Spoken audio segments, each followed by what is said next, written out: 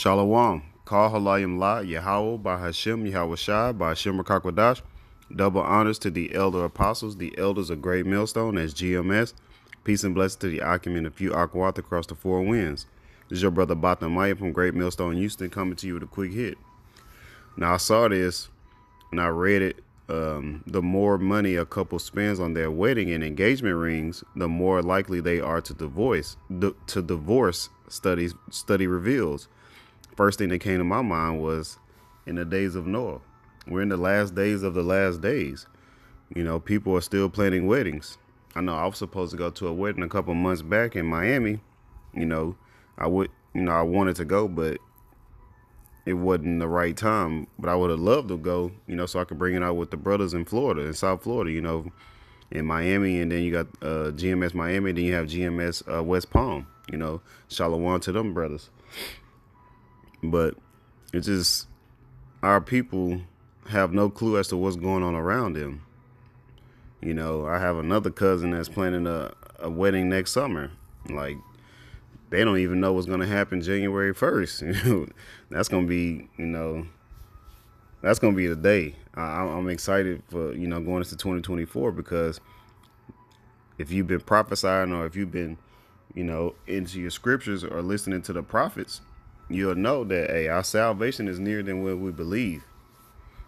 We feel like we're finna get out of here. Like, you can see the uproars of the people. You can see the famine is coming. Pestilences are coming. There's earthquakes in diverse places.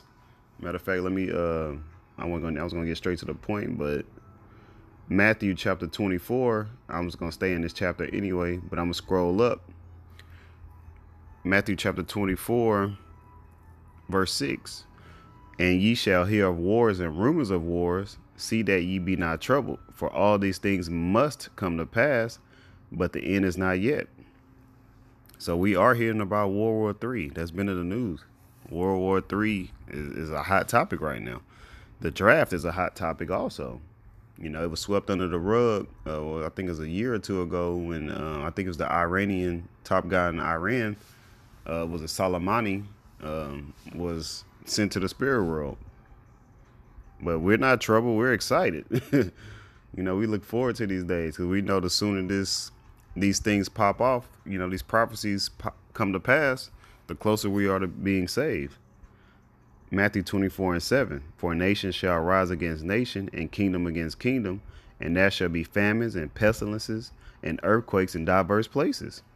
Hey, we seeing the famines.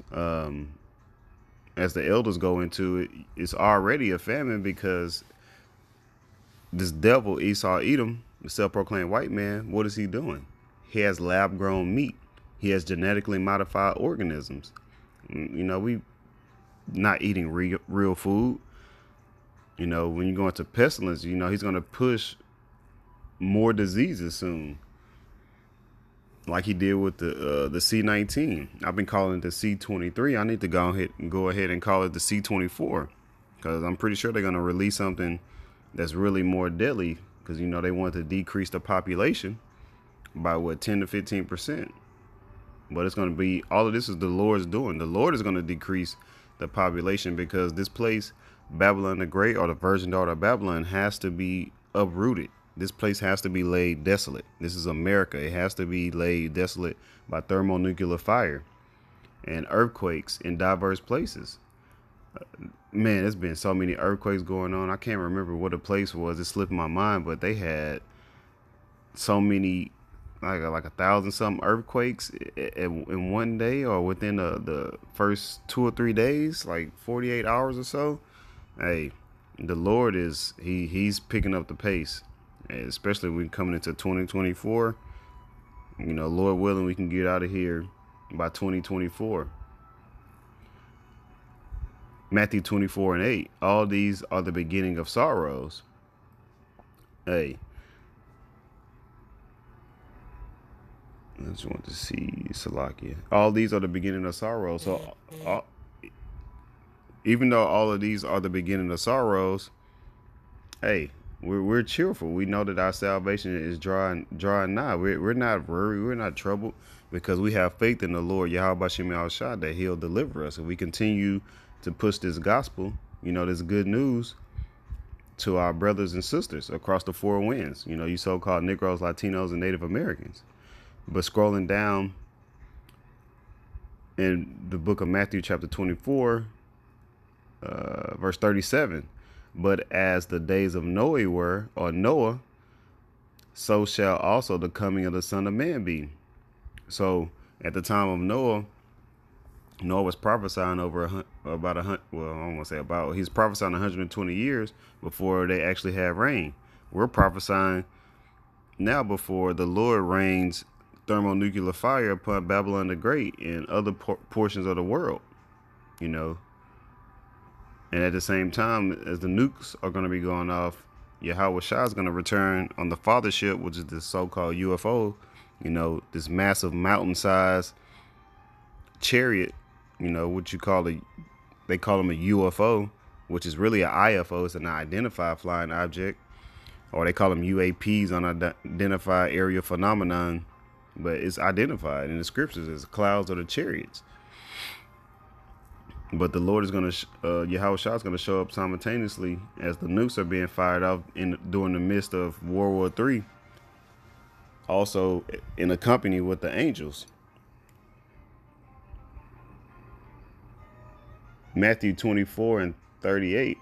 For as in the days that were before the flood, they were eating and drinking, marrying and giving in marriage until the day that Noah entered into the ark. So just like in the days of Noah, it's the same thing going on. People turning up. They're so engulfed in bread and circus, social media. They just lovers of themselves, as the scripture said. But the main point I wanted to get was marrying and giving into marriage. When you marry, that's going into sex, having sex. And then giving into marriage, the whole ceremony and things like that. And like I was saying, I could be it may or may not, I may or may not be attending a wedding next summer. Lord willing, we be in the kingdom, and then, our relatives can be reincarnated, and then we can have our righteous weddings and ceremonies and rulership, because we want to do everything in righteousness. We want to be in rulership. We tired of being in captivity. It is our doing, and it's through prophecy. But, just like when you're a kid, you should be, get tired of being in timeout, and you want to get out and play. Matthew 24 and 39. And knew not until the flood came and took them all away, so shall also the coming of the Son of Man be. So those thermonuclear ICBM missiles, it's going to take a lot of our people away. 2/3, you go to Zechariah 13, 8 and 9. 2/3 are going to be wiped out by thermonuclear fire, other famines, pestilences. It's going to be a time like never before. But 2/3 make up 66.67%, and then the 1/3 that'll be saved, which would be 33.33%, which gives you 100%. But also in that 1/3, you have the 144,000 elect men. That's what we're striving to do. That's why we're going to continue to push this word. And then the last precept I had, scrolling back up, St. Matthew chapter 24 and verse 13. But he that shall endure unto the end, the same shall be saved. So we want to endure. We want to keep prophesying, keep pushing his word until they take us off the streets. The Spirit of the Lord have us to be taken off of the streets, until we can get beamed up into that chariot and be crowned. And if we have to be a martyr, we'll just have to be a martyr. We know that we'll be part of the first fruits. We won't, if we have to, perish, we want to perish with integrity. I prefer to be sent to the spirit world for the Lord, opposed to wicked Israelites or other heathens. I'd rather do everything for the Lord, Yahweh Bashem Shai, and I'm pretty sure I can speak for all the brethren too, and a few sisters. But, Lord willing, this is edifying. Call Halayim La, Yahweh Bashem Yahweh Shai, Bashem Rakakwadash. Double honors to the elder apostles, the elders of Great Millstone, as GMS. Peace and blessings to the Akim and a few Akwat across the four winds, Shalom, and Kwame Ashala.